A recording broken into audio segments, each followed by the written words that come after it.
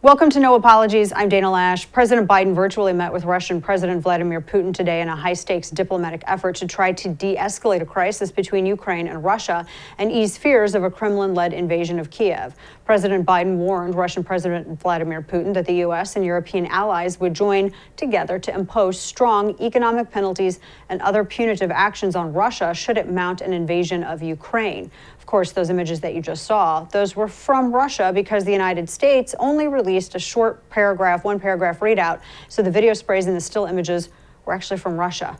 It feels weird to use Russian stuff to describe that when we have a free press here. They say that history doesn't repeat, but it does rhyme. So it's interesting to note that while all of this happened, today, it was 80 years ago also, that the Empire of Japan attacked Pearl Harbor, dragging the United States into World War II. I should note that when the Empire of Japan bombed Pearl Harbor, the U.S. didn't respond by sending over someone like Mark Milley to talk about white rage, nor did a campaign about pronouns stop Emperor Hirohito. We bombed the hell out of them. And when representatives for the empire boarded the USS Missouri to sign the instrument of surrender, the U.S. took the tallest sailors from all nearby ships, including my own grandfather, to tower over them as they approached and boarded ship. These approaches are considered politically incorrect today. So considering the importance of this day, it's uncanny timing that today of all days, President Biden attempted to tamp down another potential conflict when he met with Putin via the video conference. Now, Biden reaffirmed the U.S.'s support of the territorial sovereignty of Ukraine as thousands of Russian troops amassing along the border, raising the specter of a full-scale Russian invasion. Now Putin says he feels that Ukraine poses a threat to Russia given its close ties to the U.S. and European powers. But we all know that that's not true. Putin's not a fool. He smells weakness. This is the same Biden that blessed the Nord Stream 2 pipeline, which was a windfall for Russia, and it cut out Ukraine. Quick note on this. The previous pipeline ran through Ukraine to provide gas energy to Germany, which had already removed all of their nuclear-powered plants. And so Ukraine enjoyed protection as a transitory state, part of Russia's actual energy infrastructure. And so Russia began a very long propaganda campaign undermining the confidence in that pipeline that ran through Ukraine so they could get the Nord Stream 2 pipeline established, which, by the way, the construction of that was overseen by one of Vladimir Putin's longest, closest friends, a former Stasi agent who raised hell in East Berlin. So cutting out Ukraine, providing natural gas for Eastern Europe, providing natural gas for Germany, destabilizing some NATO alliances. Putin's at the table for some more concessions now from the Biden administration. And unlike when Japan bombed Pearl Harbor, Putin knows that America, well, the response isn't what it used to be. We're not likely to do much if provoked. And after all, we have a Joint Chiefs of Staff that wants to understand the white rage better than rather focus on what the military should be focused on, being as lethal as possible and always prepared. So look for new concessions from America to Russia to avoid war. The readout doesn't offer any hope because we're projecting weakness and internal confusion. And Putin sees it, and he'll take advantage of it. Now, speaking of internal confusion, looking to an important domestic story that says a lot about where we are as a nation. A man who identifies as a woman, or what the media would identify as a trans woman, a swimmer named Leah Thomas from University of Pennsylvania, just shattered 2 U.S. swimming records. Now, to be clear, because it gets confusing, again, the trans woman is a biological man who believes that they are and identifies as a woman. Now, clinically, this is a condition called gender dysphoria, and it's described as a mental illness. Now, it's one thing for someone to suffer from gender dysphoria and be mentally ill. That's something that society can work with and deal with. But what happens when an entire culture believes in things that are not true and no longer recognizes the difference between men and women? And this is exactly where we're at. We have a national case of gender dysphoria, an identity crisis that is having some pretty profound and serious consequences. One of those consequences is that women will no longer be able to participate and win in women's sports. The patriarchy is real. I'm not exaggerating. This swimmer, this male who identifies as a woman, Leah Thomas, is further proof of this. So Thomas won the 1,650 freestyle in a record time of 15:59, beating his closest rival, an actual biological woman, he beat her by 38 seconds. He left his female rival floundering in the 500 freestyle, beating her by 14 seconds. Now, this man who believes that he is a woman Leah Thomas had previously competed for the exact same school's men's team for 2 full seasons before joining the women's team. His last competition as a man was in November of 2019. And he's now busy swimming circles around women who have trained their entire lives to compete against other biological women and have a chance at winning. Now, if this sounds unfair to you, you would be exactly right. I mean, these women, if they had the amount of testosterone and other hormones in their bodies, which is in Thomas's body, Leah Thomas's body, they would be disqualified for competing. I mean, Leah Thomas went through puberty as a male, bone density as a male, shoulder span, chest span as a male, muscle mass as a male, things that biological women will not be able to compete against, and it's things that cannot be suppressed hormonally. And this makes it all more ironic that Leah Thomas is able to compete against women in swimming as a biological man. The NCAA believes in what they call equity. Now, remember, I keep saying this, but equity is it's the cultural Maoists believe is our new highest value in America.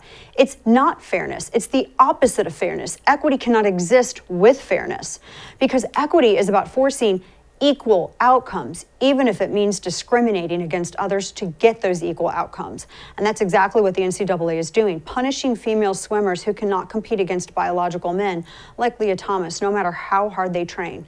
This is also considered, quote unquote, inclusive. This is another new American value borrowed from the Maoist cultural revolution, even though it excludes women from having a chance to win in their very own female leagues. Now, the NCAA is pretending that it has a remedy for the biological advantage that men so obviously have. So how will the NCAA make it equitable for men to compete against women? Oh, hormone suppression, right? We mentioned that. Here's the rule. Men who believe that they are women, quote, may not compete on a women's team without changing it to a mixed team status until completing 1 calendar year of testosterone suppression treatment, end quote. So it's equity, according to the NCAA, to let biological males who, again, have gone through puberty as a male, develop muscle mass and bone density and the shoulder span, the chest and back span, the long legs, etc., of the average male that is bigger and more powerful than the average biological female, compete and annihilate women in athletics so long as they've taken the cursory testosterone suppression for a year, which does nothing to change everything I just stated about what they've gone through biologically through puberty.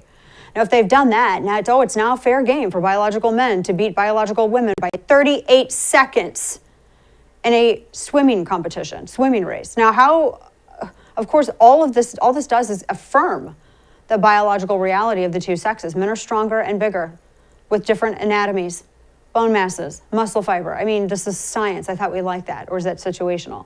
All the wishing in the world doesn't make that go away. And neither will hormone suppression. It doesn't make your shoulders smaller. It's not going to make you smaller in terms of height. Your bones less dense. It's not going to change the very fibers of your muscle. The problem for the NCAA and these Maoist, Marxists really, well, same thing, is that their argument is not with men. It's not with women either. And it's actually not with the patriarchy. It's with the universe. It's with the creator himself who made them male and female. And the trouncing of women, by allowing men to compete against women, is turning out to be the ultimate proof of biological differences. But that's not what the woke intended, yet that's exactly what's happening. All this, of course, has naturally sparked outrage, as it should. Women have fought for the right to compete. And when we couldn't participate in men's sports, we didn't make men bend a knee. We didn't make men accept us in baseball or soccer. We created our own leagues and competed against each other. We made it actually fair. And we had our participation in sports taken seriously as a result. It's only been a few decades since we achieved exactly that. And now men who identify women want to eventually erase everything we've worked so hard to attain in terms of athletics altogether. And yet Leah Thomas, the male swimmer who identifies as a woman, says he finds the competition so very rewarding. Now, not everyone has lost their mind, so these were just a few of the responses from an outraged public. First, Linda Blade, a sports performance coach, had tweeted, quote, well, of course women's records are being smashed. Leah competed as a male for the first 3 years in NCAA. This is not right, end quote. Another response asked a great question, stating, quote, how can anyone look at this and say that it's fair for Leah Thomas to swim against women, end quote. However, criticism was not universal. Sports inclusivity educator Christy Miller shared a number of women's swimming records in social media and compared them to Thomas's best results. And she claimed that the fact that Thomas was behind in other records meant that she was, or he rather, was in no way of dominating women's swimming. And while a former swim coach, Emma McGee, voiced her support for Leah, saying, quote, since no one else is saying it, congrats to him. These two people, just because they congratulated a man for dominating women who don't have a fair shot, that doesn't make the male a female. And remember, this is equity in action. This is not just some campus craziness. This is fast becoming the policy of the Olympics as well, who are allowing biological men to compete against women so long as the men suppress their testosterone for a year. But that said, not everyone is falling for this. It's hocus pocus, that's what it is. Some people are standing up to it, namely a number of governors, like Governor Greg Abbott in Texas and Ron DeSantis in Florida. Here's Florida Governor Ron DeSantis back in June after signing an executive order banning biological men from competing and disenfranchising women in sports in Florida. Watch. I can tell you this, in Florida, girls are going to play girls sports and boys are going to play boys sports. That's what we're doing, and we're going to make sure that that's the reality. That's fair and reasonable, and that's actual equality. But see, equality that's not the thing anymore. It's equity, and discrimination is key. Our society doesn't want equality anymore. And it's understandable that people struggle with identity and that they suffer from mental illness, because identifying something as mental illness, it's not out of cruelty, it's out of concern for the health of the sufferer and the effect on society as well. Today, though, weakness is strength and strength is weakness. And while we're busy emasculating ourselves and pondering our belly buttons and considering our internalized racism and gender, what gender we are, you have countries like China and Russia doubling down on their aggression and advertising masculinity. And sidebar about that, not all masculinity is toxic. It's that toxic masculinity that defeated the Empire of Japan. It's that toxic masculinity that stood against Japan 80 years ago today. It's that toxic masculinity that's the reason why Germany was defeated. It's the toxic masculinity. That's the reason why we don't have the queen on our money.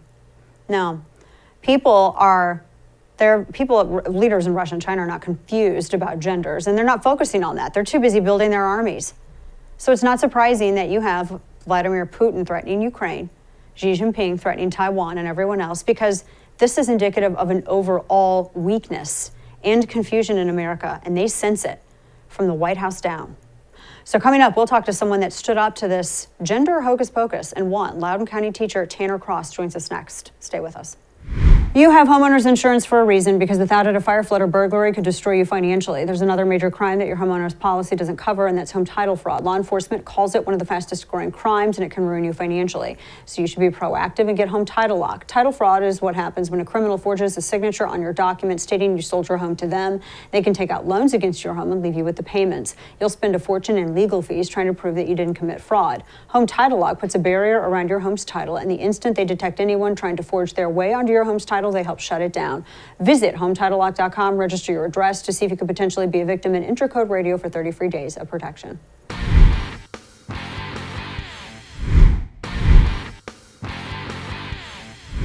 I love all of my students, but I will never lie to them regardless of the consequences. I'm a teacher, but I serve God first, and I will not affirm that a biological boy can be a girl and vice versa, because it's against my religion, it's lying to a child, it's abuse to a child, and it's sinning against our God. Loudoun County in the news. That was Loudoun County teacher Tanner Cross back in May at a school board on his own private time, speaking up for his beliefs. Now, the school board was trying to force Cross to call students by pronouns that are both contrary to biology, science, fact, and also violate his own faith. And that's when Cross objected. And for that, he was suspended. Cross then took his case to the courts, where both the lower court and Virginia Supreme Court both ordered that the school board reinstate him and also pay his legal fees. The school district, they just settled the case, and Tanner Cross joins us now along with his attorney, Tyson Langhofer, with Alliance for Defending Freedom. Gentlemen, good to see you both. And I guess, Tanner, I'll start with you. First off, congratulations on this, because I know that this was a hard-fought victory, and this is not an easy thing to do, because I mean, Loudoun County especially, I don't know what's going on with Loudoun County, but that's apparently where everything is happening. And of course, you were right there in the middle of the firestorm. How does it feel to be vindicated? And then I'll ask you how we'll kind of work in reverse order. I'll ask you how we got here. Sure. Yeah. First of all, thanks for having us, and thank you for that. Like you said, this is a huge victory. And I think it's very important to notice that this is a huge victory, not just for me, this community, but it's a huge victory for teachers. They should feel more confident in the classroom to go advocate for their students, that there's harmful ideologies that force us, students and teachers, to use pronouns that don't biologically align with the student's sex. Yeah, this has just been remarkable to see this and see parents and teachers from all across the country. And teachers are in a really weird position. And that's kind of where this all started, because Loudoun County was wanting, as I understand it, to force teachers to identify students by whatever their chosen pronoun was and is. And I always like to think of schools, but whether it's, high school or even colleges, et cetera, that's where questions can be asked. And you can also, you follow facts. It's a place of learning, and you learn facts, and you learn science, and you learn, biology, et cetera. And when you disagreed with this policy, you spoke about it at your school board and on your own private time, because you're a member of that community as well. And then from there, what happened? I spoke at the school board meeting. I was put on administrative leave. Thanks to my lawyer here in Alliance Defending Freedom, we've been winning in the courts. Like I said, that this gave us more confidence to go advocate for our students. We're just so happy with this win. Yeah, Tyson, I wanted to ask you this question, and more of a legal nature, because what was the basis of the school's complaints? They were, from what I read, they were trying to assert that, Tanner speaking out was somehow disruptive. But when I was considering the disruptive nature of things, why wasn't it? I think there were 5 parents that emailed, and that's what kicked all of this off. That's not disruptive, or students demanding certain things in the classroom that goes contrary to education and what we're taught in school. That's not considered disruptive. Where does your responsibility as a teacher begin and free speech end? I would think that free speech doesn't end no matter where. What is your take on this? Well, it's really concerning, Dana, because they did suspend Tanner in less than 48 hours based solely upon 5 different parents saying simply that they disagreed with Tanner's views that he expressed at the board meeting. That's very problematic, right? We live in a pluralistic society. Teachers have all kinds of different views. They should be free to express those views, especially at a public board meeting about important policies. And parents shouldn't be able to get teachers suspended simply because they disagree with them. That's not a disturbance.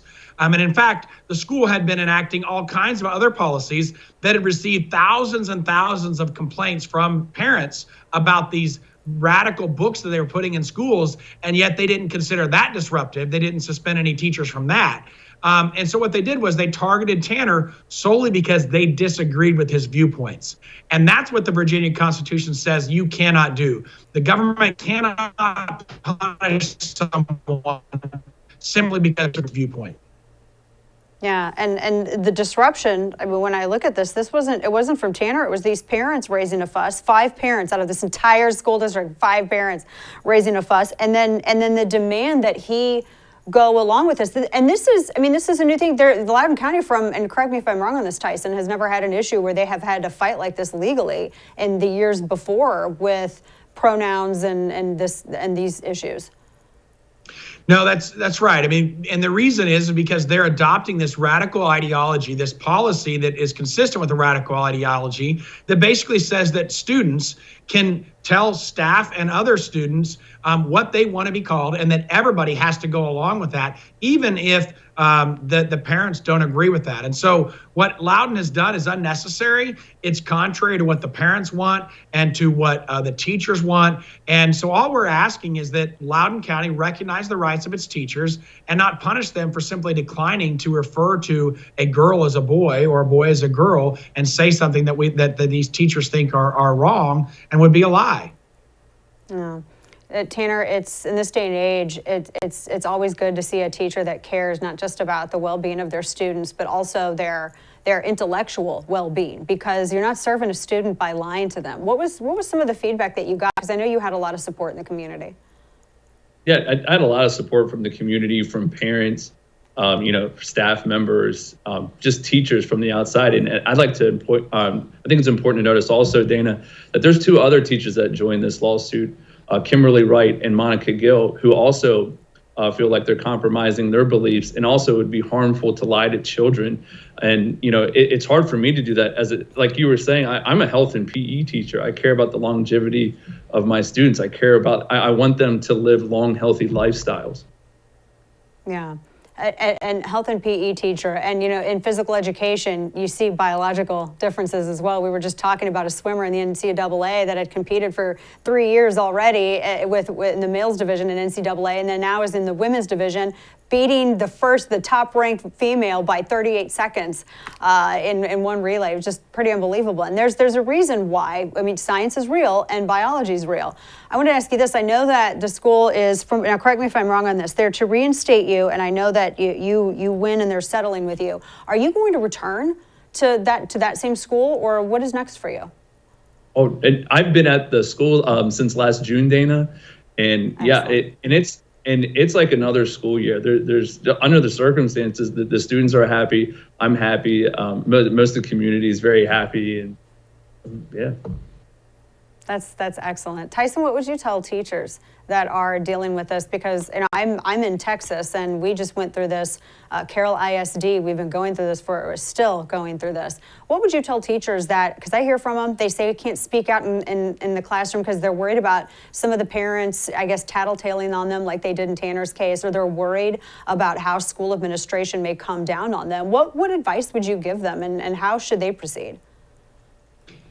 I would tell the teachers to have courage. They got in education so that they could help their students, so they could help them learn. They're not helping students by lying to them or by cowering and giving in to the mob. And so what they're doing the best for their student and for their community when they are willing to tell the truth.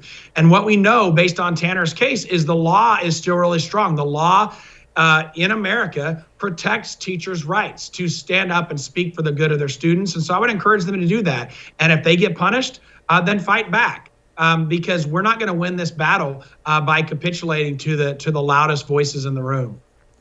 Yeah, and fight back is what is required, and it's a duty, and it's a privilege to be able to do it. Tanner Cross, congratulations on your victory. Tyson Langhofer, Alliance Defending Freedom, thank you so much for what you all do as well in fighting for these issues. We appreciate you both. Thanks, Dana. We appreciate you. Okay. Thanks, Dana. So coming up, we'll discuss just exactly what's going on with the Build Back Better, or the Biden's bankrupt bill, his big spending bill. Is it going to pass? And if so, when? What's in it? Because there's a couple of things in this, including things that could actually sort of tamper down medical innovation. President of Americans for Tax Reform, Grover Norquist, he's got all the details. He joins us next.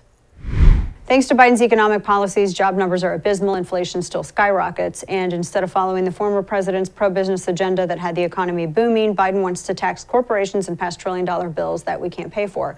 Be proactive, take steps to protect your wealth in retirement, invest in gold and precious metals. Legacy Precious Metals can help. Washington keeps printing money to pay for their outrageous bills, but all that does is devalue your dollar. Gold offers a hedge against inflation. As the dollar gets weaker, gold is stronger. The folks at Legacy Precious Metals are the gold standard when it comes to investing in precious metals, and they have a team of experts who can counsel you on the best options for you and your family. Don't leave your retirement to chance. Call Legacy Precious Metals at 866-580-2088 or visit them online. Download the free investor's guide at legacypminvestments.com.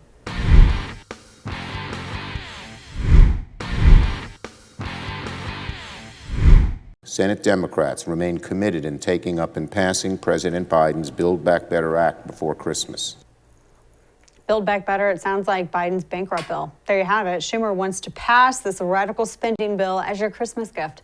There's a lot going on right now, but this bill is so insane. We have to bring it to the front burner and tell you exactly what's in it. We've been talking about that for the past couple of weeks.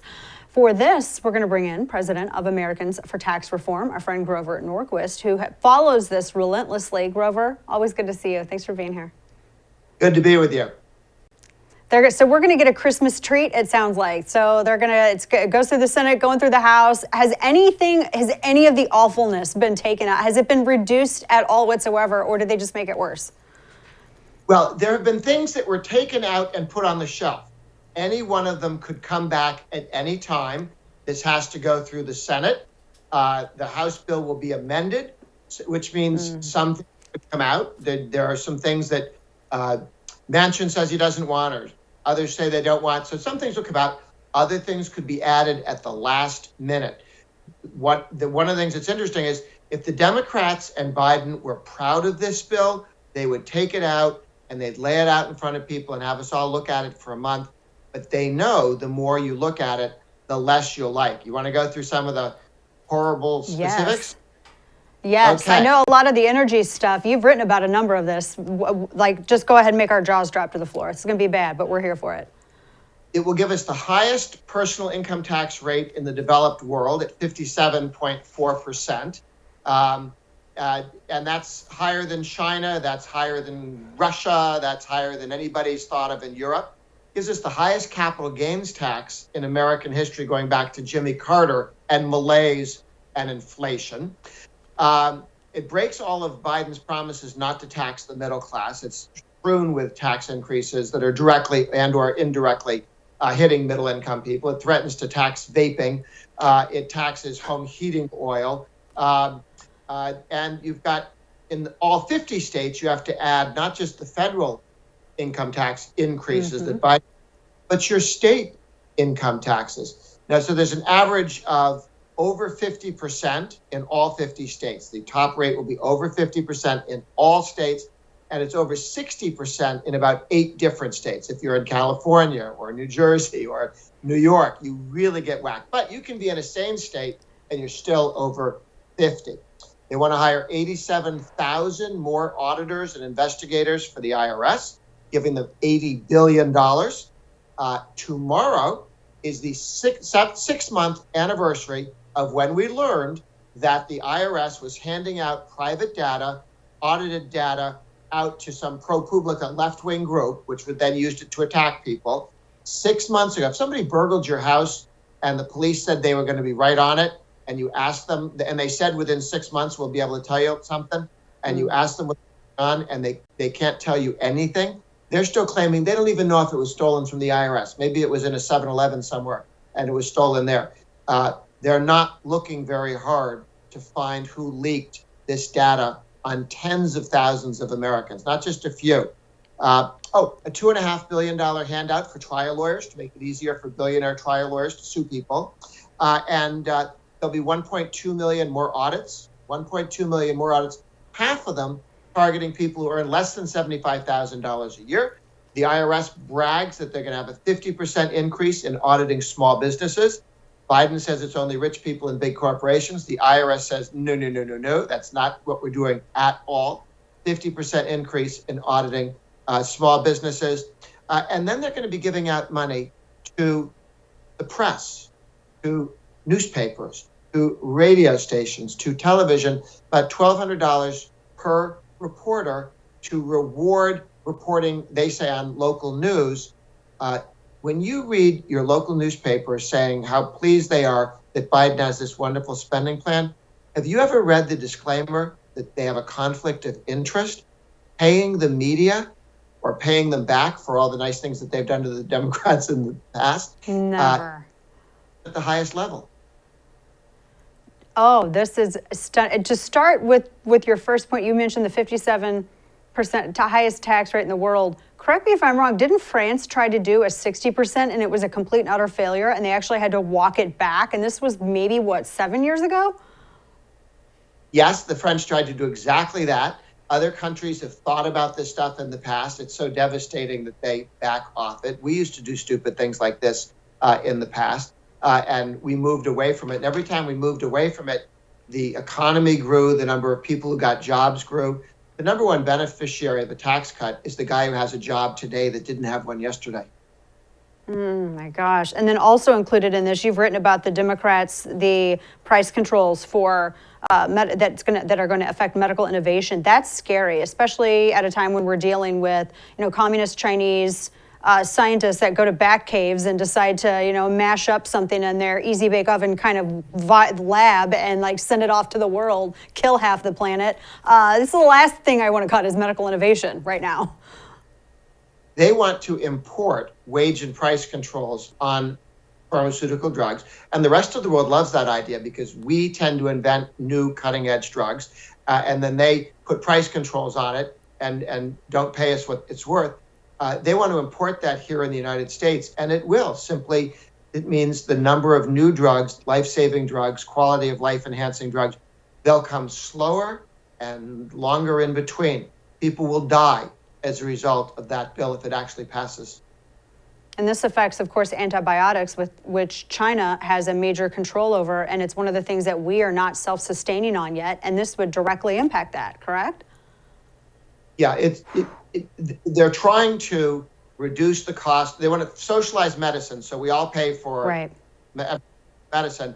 Then they want to reduce the cost by saying we'll only pay so much for drugs, which means who would invent the next drug that you don't get to charge a reasonable amount for to get your money back? It just slows everything down, and we know what happens with price controls. Governments have been doing it for 4,000 stupid years. Yeah, and who determines what that price is going to be? Who's actually controlling the price? Foreign countries and bureaucrats in the United States who look at foreign countries' numbers and come up with some jiggered number that they can. The politicians will set the prices of goods and services. And when politicians determine, the prices at what things are bought and sold, things bought and sold are politicians. Oh, well, that's very reassuring. I feel very comfortable knowing that somebody like Bernie Sanders, who's never had a job in the private sector, is going to be determining all of these things, Grover. I mean, I sleep so much better at night. It is a really lousy idea. The interesting challenge is that the left has put so many crazy, rotten ideas in one pile. It's tough not to be distracted by every new goofy idea you see. And explain how bad some of these things are. No one would really do that, right? They're so awful that you sound like an hysteric when you simply read the list of what they're doing. Good news is it's being delayed, as Manchin and Sinema and some others are saying, let's rethink some of this. Let's do this a little later. The longer it takes to get the final vote, the more people will know what's in it, the more bad stuff will be exposed and pulled out. And it is not impossible that when we get to the end of the day, it collapses completely and they cannot get the votes needed to pass it in the House or the Senate because they have such a slim margin, and there's so many bad things in this bill.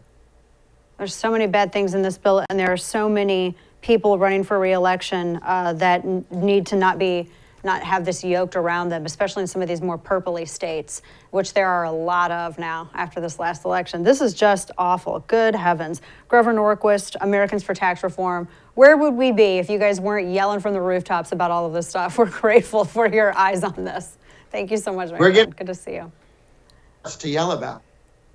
Yeah. Good, always good. Good to see you. Thank you. All right, good to be with you. Coming up, did you know that safe spaces have evolved? They have. Safe spaces are now color-coded and can apparently be violated by simply looking at a book. This story is one of the most absurd. You're going to want to hear it. Stay with us. Black Rifle Coffee Company is a veteran-owned coffee company that serves premium coffee to people who love America. Veteran CEO and founder Evan Hafer spent 7 years on the ground overseas with U.S. Special Forces and as a CIA contractor.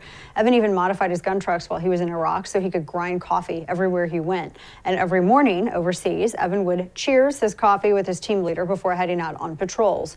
Great coffee is a way of grounding us no matter where we are. And through coffee, Evan was able to experience that perfect morning every morning, whether he was in Kabul, Seattle, or anywhere in between. So make someone's holiday better by giving the gift of Black Rifle Coffee. Visit blackriflecoffee.com/DanaTV. Check out the freshest coffee in America. And their team made your holiday shopping easy with personalized bundles, gift cards, and a whole lot more to make your holidays better. Get Black Rifle Coffee, blackriflecoffee.com/DanaTV, 20% off coffee, apparel, gear, and your first month of the Coffee Club.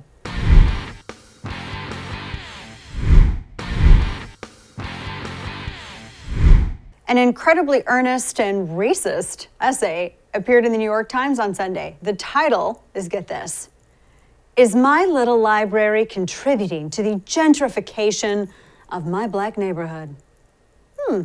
Okay, so let me explain this. Have you seen those little bird box library things that people like to, they put them on a stake or a pole and they set them up like this right here, and they set it up in their yard? Like that's one of them. That's what we're talking about.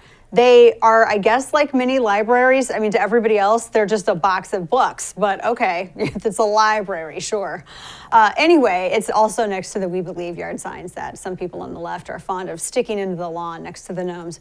Well, if you're not familiar, it's this, because this weird trend hasn't reached your part of the United States yet, it's like a book exchange for neighbors, I guess, I don't know. Because libraries, I guess, don't exist. Where do your tax dollars go? So you take a book about white privilege and you leave a book about white rage. I've seen mostly progressives do this stuff, and it seems very condescending. It's how progressives can feel connected to their neighborhoods without actually having to do things like talk to their neighbors. So here's what happened. There's a black woman in Los Angeles, in Inglewood, who put one of these little bird box, actually it's this way? Yeah, no, I was right. This way, this bird box right here. Put one of these on her lawn in a part of Los Angeles, right? And she's worried about gentrification. And gentrification is code for things like, I don't know, improving tax revenue, moving in. Most commonly, it's just code for white people. So Inglewood has been a predominantly black and Hispanic community in Los Angeles. And apparently the woman who wrote this piece, Erin Aubrey Kaplan, she put up her little bird box library, which is great. She says that she wanted people to read and exchange books. And who doesn't love reading? I don't exchange books because Dana doesn't share. That's socialist. So anyway, that's what she was saying that she wanted in this article, that she wanted to promote book reading in Inglewood. Okay, that's great. So it's really about virtue signaling. That's what these little library boxes are about. So in any case, guess what horrible thing happened to Erin Aubrey Kaplan? No one stole the books. And no one stole the box of books, and nobody burned it down. It attracted white people. That's right. Some white bread crackers walked right up on her lawn and perused her books. So here's what she says she felt when she was violated so harshly. Quote, she says, "What I resented was not this specific couple. It was their whiteness and my feelings of helplessness at not knowing how to maintain the integrity of a black space that I had created," end quote. Now, don't worry, she didn't have hard feelings about this specific couple, just all whiteness.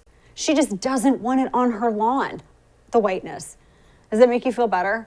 I mean, the whiteness that violated her black space. Imagine changing the color around. Imagine that this was a white woman and she said that her white space was violated by blackness when black neighbors perused her books. It's a box of books. Stop calling it a library. Do these people understand how racity McRacist this sounds? Now, in fairness to the author of, I guess it's an essay, she did say that she felt bad that she felt this way, not bad enough to write this long thing about it in New York Times, but she basically went on to justify that it was okay for her to feel like that. So I don't really feel like she felt bad like she said she did. I mean, after all, I get it. She writes that black people have been historically displaced by people who call themselves Democrats, so it makes most sense to vote for them now. And also, there was some stuff about Jim Crow and gentrification, pushing people out of neighborhoods like Inglewood or LA. Also, maybe talk to your Democrat representatives who run your Democrat city of LA about your Democrat property taxes and why they're so damn Democrat high, but I'll ignore that part. And of course, then she ignores the fact that black neighborhoods in LA have largely become black and Latino neighborhoods because a lot of people are moving to California, moving to the United States. She's missing also the huge upside of gentrification, which is the rising value of her own home. But why let something positive get in the way to an opportunity to complain about those damn crackers? I mean, the writer said this about her mixed feeling of having her black space violated by whiteness. She says, quote, this actually is the thing she wrote. "As I watched the white couple peruse my little library, the most complicated feeling of all was the brief, bittersweet satisfaction I took in watching them drawn to my lawn and to my idea. It felt empowering and hopeful on the one hand and defeating on the other," end quote. Would it have made her feel better if the white people were like, "Oh my gosh, we did not know that this was black owned. We will not touch it"? That would have sounded horrible, right? And it would have been awful if she came out and said, "This is only for black people. White people can't read these books." That would have also been awful. Why not just walk out and say hi and introduce yourself and, talk to each other like humans? Like using our vocal cords and our mouths and our words. Isn't that something parents tell kids? Use your words. Instead of creeping on them by watching them like an angry old person on the side of your picture window. What the hell? Now, she also crapped on the Trump people in the article because it's not an op-ed in the New York Times unless someone craps on Trump people. So you can kind of guess. I'm sure she's a fun neighbor. Plus, she wrote that critical race theory is just a boogeyman, even while she demonstrates actual critical race theory in action, meaning she can't accept white people getting whiteness on her precious books that she put out only for her black neighbors. And she feels violated if white people peruse her books, because all of this, of course, is racism. Those white people were walking by her little mini library, which is nothing more than, again, a box of books with a door, and they decided to touch all of it because oppression. So you'd be canceled for it if you said anything half as racist as a white person, but this, I can't believe this is an actual op-ed that's in the New York Times. They wrote this, published it, and then, my gosh, it tells you kind of how far down into this racialized gutter we've actually descended. Now, this is racial progress, according to the progressive left. I just cannot stop looking at it. It's a box of books. Do we even know what type of books are in here? Like, what is in here? I would put like Cat in the Hat or something fun in there. What are books are in here? Do people not have, I mean, libraries are great. When I lived in St. Louis City, we had a great, huge, awesome library. Do you really think that what is this? It's a spider house. That's what this is. This is a place for you to stick your hand in and get bit by a brown recluse and die. And then what's that column going to look like in the New York Times? Racism. That does it for us tonight. Thanks for tuning in. Good night and don't bend the knee.